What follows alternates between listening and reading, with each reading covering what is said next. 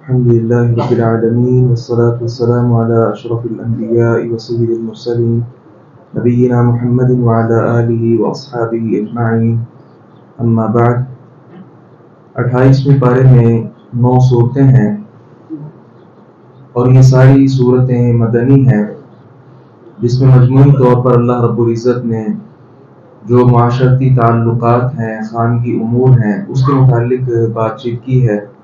سب سے پہلے سورۃ المجادلہ ہے۔ یہ خولہ رضی اللہ عنہا ان کے بارے میں یہ سورہ مبارکہ نازل ہوئی تھی، جب ان کے خاوند نے انہیں کہہ دیا تھا انت علیہ کظہر امی، جس طرح میری والدہ ہے بالکل اسی طرح تیرا اور میرا رشتہ ہے۔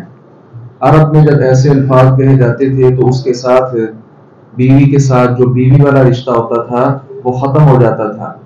تو آپ صلی اللہ علیہ وسلم کے پاس آئیں اور سرگوشی کرنے لگیں۔ اللہ رب العزت نے اس بات کو سن لیا اور فرمایا کہ اتنے لفظ کے ساتھ کوئی بیوی کسی پر حرام نہیں ہوتی، بلکہ اس کا کفارہ اللہ رب العزت نے بیان کیا، اور کفارہ یہ ہے کہ آدمی ایک غلام آزاد کرے۔ وہ ممکن نہ ہو تو 2 ماہ کے پے در پے متتابع جو روزے ہیں وہ رکھے، اور اگر یہ بھی ممکن نہ ہو تو پھر اللہ رب العزت نے فرمایا 60 مساکین کو کھانا کھلایا جائے۔ اس کے ساتھ ہی مجلس کے آداب بیان کیے گئے کہ مجالس میں سرگوشی نہیں ہونی چاہیے۔ سرگوشی کون سی؟ بالاثم والعدوان، جس کے اندر گناہ اور زیادتی والی کوئی بات ہو۔ تو ایسی مجالس جس میں اللہ اور اس کے رسول کی نافرمانی شامل ہو، کسی مسلمان کی چغلی غیبت شامل ہو، ایسی مجلس کرنا یقینی طور پر یہ منع ہے، اور منع ہونے کے ساتھ ساتھ جو آدمی ایسی مجلس کرتے ہیں ان کے نیک اعمال برباد ہو جانے کے لیے یہ ایک مجلس ہی کافی ہے۔ کسی مسلمان بھائی کے لیے غیبت کرنا، چغلی کرنا، اس کا مطلب کیا ہے کہ آپ اپنی نیکیاں اس کو تقسیم کر رہے ہیں۔ تو اگر کوئی انسان اس پر راضی ہے تو کسی کے بارے میں وہ ایسی مجالس کرتا رہے۔ اس کے ساتھ ہی آگے سورۃ الحشر ہے۔ یہ پہلے بھی یہود کے حوالے سے بیان ہوا۔ بنو نذیر جو تھے، انہوں نے آپ صلی اللہ علیہ وسلم کو بلایا اور اپنی دیوار کے ساتھ انہوں نے بٹھایا اور ایک پلاننگ کر کے اوپر سے پتھر گرانا چاہا تاکہ نبی کا کام تمام کر دیا جائے۔ اللہ رب العزت نے وحی کے ذریعے بتلا دیا، پیغمبر وہاں سے تشریف لے گئے اور ان کا سخت محاصرہ کیا اور بالآخر ان کو یہاں سے نکال کر خیبر کی طرف دھکیل دیا، اور پھر بعد میں خیبر کا بھی محاصرہ کیا گیا اور وہاں سے ان تمام یہود کو نکال دیا گیا۔ اس کے ساتھ ہی اللہ رب العزت نے فرمایا اہل ایمان اتقوا اللہ، اللہ سے ڈرتے رہو، ولتنظر نفس ما قدمت لغد، ہر آدمی یہ سوچے کہ اس نے کل کے لیے کیا کیا ہے، تو اپنا محاسبہ انسان کرتا رہے۔ آگے سورۃ الممتحنہ ہے۔ ہم نے پیچھے جو ایک معاہدہ پڑھا تھا صلح حدیبیہ کا، اس میں ایک شک یہ تھی کہ اگر کوئی آدمی یہاں سے مسلمان ہو کر مکہ چھوڑ کر مدینہ جائے گا تو مدینہ والے اس کو واپس بھیج دیں گے۔ آپ نے شرط کو قبول کر لیا تھا، لیکن پھر یہ ہوا کہ کچھ خواتین نے مکہ سے اسلام قبول کیا اور ہجرت کر کے مدینہ آ گئی۔ اب آپ صلی اللہ علیہ وسلم نے ان کو واپس نہیں بھیجا۔ اس پر انہوں نے اپنے اس معاہدے کا اظہار کیا، تو آپ نے فرمایا میں نے معاہدہ مردوں کے حوالے سے کیا تھا، عورتوں کے حوالے سے میں نے یہ معاہدہ نہیں کیا تھا۔ تو اللہ رب العزت نے بھی اسی بات کو برقرار رکھا اور کہا کہ جو خواتین اسلام قبول کر کے آپ کے پاس آئیں، آپ کو چاہیے ان کا امتحان لیں۔ یہ امتحان سے ہی سورت کا نام ممتحنہ ہے۔ تو امتحان لیں، اگر تو وہ واقعی اللہ اور اس کے رسول کو چاہنے والی ہیں تو پھر یہ کافروں کے لیے حلال نہیں ہے، لہذا ان خواتین کو واپس مت بھیجیں، مدینہ میں ہی رکھیں، اور ان کے ایام مکمل ہو جانے کے بعد جو آدمی مسلمان ان کے ساتھ نکاح کرنا چاہے اس کو نکاح کرنے کی اجازت بھی اللہ رب العزت نے دے دی۔ اس کے ساتھ ہی ایک مسئلہ یہ تھا کہ مدینہ میں موجود جو صحابہ کرام تھے، بعض اصحاب ایسے تھے جن کی گھر والیاں بھی کافرہ تھیں، مسلمان نہیں ہوئی تھیں۔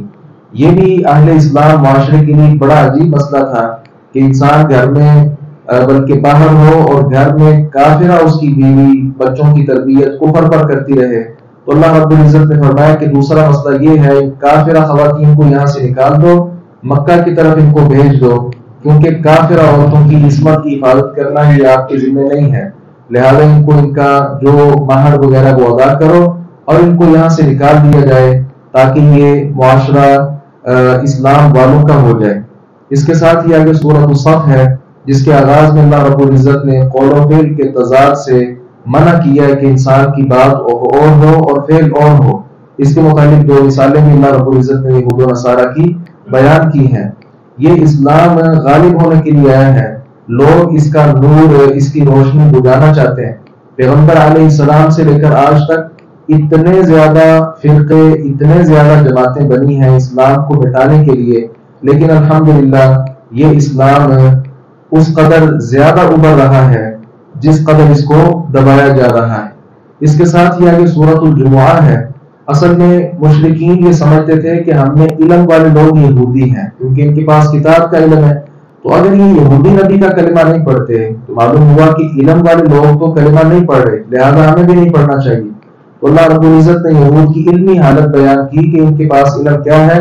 مثل الذین حملوا التوراۃ ثم لم يحملوها كمثل الحمار يحمل اسفارا، یہ ایسے ہی ہے جیسے کوئی گدھا ہو اور اس کے اوپر کتابیں لاد دی جائیں۔ تو کتابیں گدھے کے پاس موجود ہونا اس کا مطلب یہ نہیں کہ گدھا کوئی بہت بڑا عالم بن گیا ہے۔ تو یہود کی مثال اللہ نے گدھے کے ساتھ دی ہے کہ ان کے پاس اگر کتاب ہے بھی تو یہ گدھے ہیں، اس کتاب سے فائدہ اٹھانے والے نہیں ہیں، کیونکہ تورات میں اور دیگر کتب میں پیغمبر علیہ السلام کی بشارت موجود ہے۔ جب وہ بشارت انہیں نظر نہیں آتی تو کون سا علم ہے جو ان کے پاس موجود ہے۔ اس کے ساتھ ہی اللہ تعالیٰ نے فرمایا اذا نودی للصلاۃ من یوم الجمعہ فاسعوا الی ذکر اللہ وذروا البیع، جب اذان جمعہ ہو جائے اس وقت خرید و فروخت چھوڑ دو۔ مفسرین نے لکھا ہے کہ اذان جمعہ ہو جانے کے بعد بھی جو آدمی تجارت کرتا رہے تو وہ حرام کام کا ارتکاب کر رہا ہے، خواہ وہ چیز حلال کی بیچ رہا ہے لیکن حرام چیز کا وہ ارتکاب کر رہا ہے، کیونکہ خرید و فروخت کو اس حالت میں اللہ رب العزت نے منع کر دیا ہے۔ اس کے ساتھ ہی سورۃ المنافقون ہے، جس میں منافقین کا تفصیل کے ساتھ اللہ رب العزت نے تذکرہ کیا ہے، اور اس کے متعلق پہلے بھی کچھ باتیں ہم جان چکے ہیں۔ اسی کے ساتھ سورۃ التغابن ہے، جس میں بطور خاص اللہ تعالیٰ نے فرمایا فاتقوا اللہ ما استطعتم، جتنی تمہارے اندر طاقت ہے وہ ساری طاقت لگا دو اللہ تعالیٰ سے ڈرنے کے لیے۔ فاتقوا اللہ ما استطعتم کا ہمارے یہاں ترجمہ اور مفہوم غلط کیا جاتا ہے کہ اللہ تعالیٰ سے ڈرنا چاہیے، لیکن ما استطعتم کا مطلب کیا ہے؟ جتنی انسان میں طاقت ہے وہ ساری طاقت کھپا دینی چاہیے، ساری طاقت لگا دینی چاہیے۔ جہاں کوئی ایسا گناہ ہے آپ نے اپنی ساری طاقت لگا دی، اس کے باوجود اس گناہ سے بچ نہیں پا رہے، اس معاملے کو پھر اللہ کے سپرد کرنا ہے۔ یہ نہیں کہ جہاں معاملہ آیا اور فوراً کہا کہ اچھا گناہ ہے تو پھر کیا ہوا، بس اللہ نے کہا کہ جتنی طاقت ہو بچو، ہم بچ ہی رہے تو گناہ کا ارتکاب بھی ساتھ بندہ کرتا رہے، ایسا نہیں۔ گناہ کا کام ہے، جتنی کوشش آدمی کے اندر موجود ہے وہ اپنی کوشش کا آخری حد تک درجہ استعمال کرتے ہوئے اس گناہ سے بچے۔ پھر اگر اس کے لیے ممکن نہیں ہے تو وہ معاملہ اللہ رب العزت کے سپرد ہے۔ اس کے ساتھ ہی آگے سورۃ الطلاق ہے، اور یہ دوسرے بارے میں طلاق کے مسائل ہم تفصیل کے ساتھ جان چکے ہیں۔ اس کے ساتھ ہی آگے سورۃ التحریم ہے۔ پیغمبر علیہ السلام نے ایک بار کہا تھا کہ شہد میں اپنے اوپر حرام کرتا ہوں، یہ نہیں پیوں گا، تو اللہ رب العزت نے فرمایا یہ حلال و حرام کا مسئلہ ہمارے ہاتھ میں ہے، ہم جس چیز کو چاہیں حلال کریں، حرام کہیں، آپ اس کو حرام نہیں کر سکتے ہیں۔ لہذا پیغمبر علیہ السلام نے اس بات سے رجوع کیا اور دوبارہ شہد کا استعمال شروع کیا۔ تو ہمیں یہاں سے سمجھنا یہ ہے کہ یہ شریعت لے کر آنے والے ان کو اس شریعت کے اندر کمی بیشی کرنے کی اجازت نہیں ہے۔ بعد کے لوگوں کو اجازت کیسے مل سکتی؟ حلال و حرام کا مسئلہ اتنا زیادہ خطرناک ہے کہ رسول اللہ صلی اللہ علیہ وسلم نے فرمایا قیامت کے قریب لوگ اس کو توڑیں گے۔ سب سے پہلے حلال و حرام کا مسئلہ اللہ آپ نے فرمایا کہ اس کو تباہ کیا جائے گا جب حلال و حرام ہر کوئی اس کو کھلواڑ بنا دے گا، اپنے ہاتھ میں رکھے گا، جس کو چاہا کہہ دیا حلال ہے، جس کو چاہا کہہ دیا حرام ہے، اس وقت دین کا بیڑا غرق ہو جائے گا، لوگ دین کو برباد کر دیں گے، کیونکہ حلال و حرام ایک واضح مسئلہ ہے۔ جب اس واضح مسئلہ میں بہت زیادہ خرابیاں پیدا کر دی جائیں گی تو دین کے احکام کیسے محفوظ رہ سکتے ہیں؟ اللہ رب العزت نے فرمایا قوا انفسکم واہلیکم نارا، اپنے آپ کو اور اپنے گھر والوں کو آگ کے عذاب سے بچا لو۔ اس کی مثال بعض لوگ دیتے ہیں اور وہ مثال بڑی اہم ہے۔ کسی نے کسی کو کہا کہ آپ کا بیٹا نماز پڑھنے کے لیے نہیں آتا، اس نے کہا میں تو ایک بار اٹھا دیتا ہوں، اب وہ نہیں آتا تو یہ اس کا معاملہ ہے۔ اس نے کہا اگر آپ کے گھر میں آگ لگ جائے، بیٹا آپ کا سویا ہو تو آپ کیسے اس کو بیدار کریں گے؟ اس نے کہا میں گھسیٹ کر لا کر اس کو باہر نکالوں گا تاکہ وہ آگ میں جل نہ جائے۔ اس نے کہا یہ تو دنیا کی آگ ہے، اللہ رب العزت کی جو آگ ہے اس کا جو عذاب ہے وہ تو اس سے زیادہ کہیں خطرناک۔ تو آپ کا ایک مرتبہ اٹھا دینا اور پھر خود مسجد کی طرف چلے آنا، کیا آپ اس پر راضی ہیں؟ اس لیے انسان کو چاہیے خود بھی اللہ رب العزت کی طرف آئے اور اپنی اولاد کو، اپنے گھر والوں کو، ان کو بھی دین کی طرف راغب کرے۔ توبہ کا اللہ رب العزت نے یہاں حکم دیا، اور توبہ وہ توبہ نہیں جو ہمارے یہاں کی جاتی ہے کہ گناہ آدمی کرتا ہے اس نیت کے ساتھ کہ چلے توبہ کر لیں گے۔ اللہ رب العزت نے فرمایا توبوا الی اللہ توبۃ نصوحا، توبہ نصوح کرو۔ نصوح کا مطلب پکی سچی توبہ ہے۔ تو انسان کو چاہیے عام توبہ نہیں بلکہ جب توبہ کرے پکی سچی توبہ کرے، اور پکی سچی توبہ میں باتیں شامل ہیں کہ جو میں نے گناہ کیا آئندہ سے یہ گناہ ہرگز بھی نہیں کروں گا۔ اس کے ساتھ ہی آگے 29واں پارہ ہے، اس میں 11 صورتیں ہیں۔ سورۃ الملک یہ بڑی اہم صورت ہے۔ رسول اللہ صلی اللہ علیہ وسلم نے فرمایا کہ سورۃ من القرآن 30 آیہ تشفع لصاحبها حتی غفر له، ایک قرآن پاک میں صورت ایسی ہے جس کی 30 آیات ہیں، وہ اپنے پڑھنے والے کے لیے اللہ رب العزت کے ہاں سفارش کرے گی، اور وہ سورہ مبارکہ ہے تبارک الذی بیدہ الملک۔ اس میں اللہ تعالیٰ کی تخلیقات کے حوالے سے خصوصی طور پہ اللہ تعالیٰ نے ذکر کیا ہے۔ آسمان کی طرف دیکھو، بار بار دیکھو، کیا کوئی آپ کو دڑار، کوئی شگاف نظر آتی ہے؟ اللہ رب العزت نے فرمایا یہ تمہاری آنکھیں تھکی ہوئی ہو کر واپس پلٹیں گی، لیکن کوئی دڑار، کوئی شگاف کسی کو نظر نہیں آئے گی۔ چھت انسان بھی بناتا ہے لیکن بالآخر اس میں دڑار آ جاتی ہے، کمزور پڑ جاتی ہے۔ تو یہ ہزاروں پتہ نہیں کتنے سال سے اللہ تعالیٰ نے آسمان کو بنایا ہے، آج تک اس کے اندر کسی طرح کی کوئی دڑار، کوئی شگاف نہیں ہے۔ سورۃ القلم میں ایک باغ والوں کا قصہ موجود ہے کہ انسان جب باغ کی کاشت کرتا اللہ رب العزت کا بھی حق نکالتا۔ اس کی وفات کے بعد بچوں نے سوچا باغ تو ہمارا پاگل تھا، اتنا زیادہ مال اللہ کے راستے کے اندر خرچ کر دیتا تھا، لہذا ہم سارا وہ مال اپنے پاس رکھیں گے۔ اور جس دن وہ آئے اللہ رب العزت نے اس باغ کو بالکل ملیا میٹ کر دیا۔ وہ ایک دوسرے سے کہنے لگے ہم تو شاید رستہ بھٹک گئے ہیں۔ پھر کچھ نے کہا نہیں، اللہ رب العزت کا یہ عذاب تم لوگوں پہ آیا ہے۔ تو اللہ تعالیٰ کے راستے میں خرچ کرنا، جو آدمی سے اپنا ہاتھ پیچھے کر لیتا ہے وہ سمجھتا یہ ہے کہ یہ مال میرا ذاتی ہے، جبکہ مال اس کا نہیں ہے، یہ اللہ رب العزت کی میراث ہے۔ انسان کو تو اللہ تعالیٰ نے تھوڑا سا اختیار دیا ہے۔ اس کے ساتھ ہی آگے سورۃ الحاقہ ہے، یہ حاقہ بھی قیامت کا ایک نام ہے۔ تو قیامت کے وقوع پذیر ہونے کے حوالے سے اللہ رب العزت نے اس میں تذکرہ کیا ہے قوم عاد کا، ثمود کا، فرعون اور دیگر اقوام کا، اور قیامت کا کچھ پس منظر بیان کیا ہے، جس طرح نفخہ اولا ہوگا اور کس طرح پہاڑ ان کو ریزہ ریزہ کر دیا جائے گا اور آسمان بالکل پھٹ جائے گا، اور اللہ رب العزت کا جو عرش ہے یہ ملائکہ اس کو تھامے ہوئے ہوں گے۔ تو کچھ لوگ ایسے ہوں گے جن کا اعمال نامہ ان کو دائیں ہاتھ میں ملے گا، کچھ کو بائیں ہاتھ میں۔ یہ ساری چیزیں اللہ رب العزت نے یہاں پہ ذکر کی ہیں۔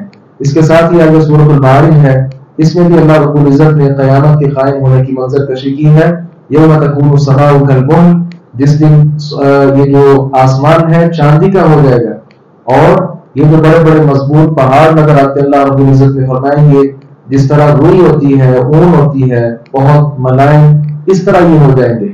اور وَلَا يُسَمُ حَمِيمٌ حَمِيمًا، دنیا میں ایک گہرا دوست دوسرے دوست کے کام آیا کرتا تھا، لیکن اس وقت ایسی بھی کوئی صورت نہیں ہوگی، باپ بیٹے سے، بیٹا باپ سے، بیوی خاوند سے، خاوند بیوی سے، اولاد سے، بھائی سے، ہر کوئی دور بھاگ رہا ہوگا۔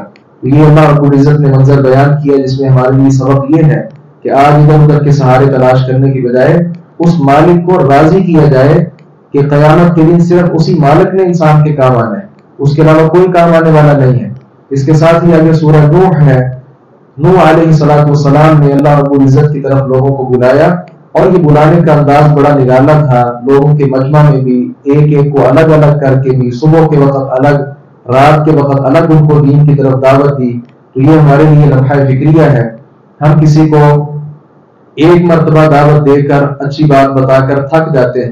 تو نوح علیہ السلام کی سورہ مبارکہ، ان کے نام پر جو سورہ مبارکہ ہے، اس سے ہم یہ سبق سیکھیں کہ دعوت کا کام مستقل طور پر ہمیں کرنا چاہیے۔ لوگ باتیں کریں، دعوت قبول نہ کریں، آپ اسلام کی دعوت دیتے ہیں لیکن وہ کہتا ہے میں ہندوازم پر ہی قائم ہوں، آپ اپنی دعوت کا کام کرتے رہیں، اللہ رب العزت سے اس کا اجر حاصل کرتے رہیں۔ اس کے ساتھ ہی آگے سورۃ الجن ہے، اس کے متعلق بھی اس دن ہم بات کر چکے کہ آپ صلی اللہ علیہ وسلم جب قرآن کی تلاوت کر رہے تھے فجر کے وقت، جنوں نے آ کر قرآن سنا اور اس قرآن سننے کے ساتھ انہوں نے خود بھی اسلام قبول کیا اور بعد بڑے لوگوں کو بھی اسلام کی طرف انہوں نے راغب کیا۔ تو یہاں سے اس بات کا اظہار ہے کہ جن جو بڑی مخلوق طاقتور ہے، جب یہ قرآن انہوں نے سنا تو ان کا دل بھی موم ہو گیا، اس لیے آپ کا دل بھی قرآن کریم کی طرف مدم ہو جانا چاہیے۔ اس کے ساتھ ہی آگے سورۃ المزمل اور سورۃ المدثر ہے، یہ وحی کے آغاز میں نازل ہونے والی صورتوں میں سے ہے، جس میں اللہ رب العزت نے پیغمبر علیہ السلام کو دعوت کا کام کرنے کا حکم بھی دیا ہے، اور اس کے ساتھ ساتھ خصوصی طور پہ تہجد کی نماز پڑھنے کی اللہ رب العزت نے تلقین بھی کی ہے، اور اس میں اس ولید بن مغیرہ کا تذکرہ بھی ہے جس نے پیغمبر علیہ السلام کو کہا تھا کہ جادوگر ہے، تو اللہ رب العزت نے اس کے بارے میں نہایت سخت الفاظ استعمال کیے ہیں۔ اس کے ساتھ ہی آگے سورۃ القیامہ ہے، جس میں اس بات کا واضح طور پہ اللہ رب العزت نے اظہار کیا ہے کہ قیامت قائم ہو کر ہی رہے گی۔ ایحسب الانسان ان یترک سدی، انسان سمجھتا ہے کہ ہم اس کو ایسے ہی پیدا کیے ہیں، اس کو بیکار چھوڑ دیں گے، ایسا نہیں ہو سکتا، بلکہ ایک مقصد کے تحت اللہ نے انسان کو پیدا کیا ہے، اور اس مقصد کو پہچاننا ہی ہر انسان کی ذمہ داری۔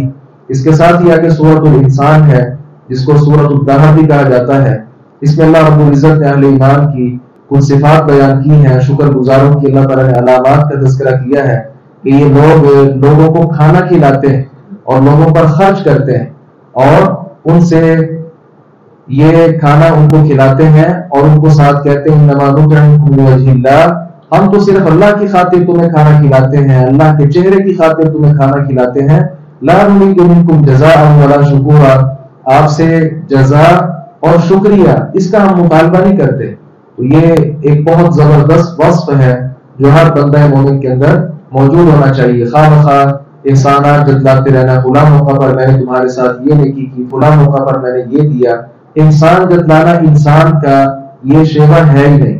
احسان جتلانا صرف اور صرف اللہ رب العزت کی صفت ہے، وہ المنان ہے، اس کے علاوہ کوئی المنان نہیں بن سکتا۔ اور آخر میں سورۃ المرسلات ہے، جس میں قیامت کا مزید اللہ رب العزت نے تذکرہ کیا اور بار بار فرمایا وَيْلٌ يَوْمَئِذٍ لِّلْمُكَذِّبِينَ، جو قیامت کا دن اس کی تکذیب کرتے ہیں، انکار کرتے ہیں، ایسے لوگوں کے لیے بہت بڑی ہلاکت ہو۔ تو یہ ساری صورتیں ہم نے مختصر سا جائزہ لیا، معلوم ہوا یہ ساری صورت ان میں قیامت کے احوال بیان ہوئے ہیں، لہذا ہر انسان کو چاہیے کہ وہ قیامت کے لیے تیاری کرے، جس قدر ہو سکتا ہے نیکیوں میں آگے بڑھے اور گناہوں سے دور رہنے کی بھرپور کوشش کرے، جہاں گناہ ہو جائے توبہ استغفار کرتا رہے، تاکہ اللہ رب العزت کے ہاں وہ دنیا اور آخرت میں سرخرو ہو جائے۔ اللہ تعالیٰ سے دعا ہے باری تعالیٰ حق بات کو سمجھنے اور اس پر عمل پیدا ہونے کی توفیق عطا فرمائے۔